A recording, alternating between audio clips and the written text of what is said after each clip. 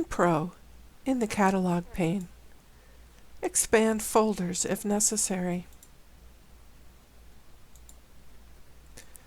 Right-click the Crater Lake Home folder and choose Refresh to make sure it is up to date. Expand the Crater Lake and My Downloads folders. Drag the NLCD TIFF image, not the JPEG, into the map. Zoom to its extent.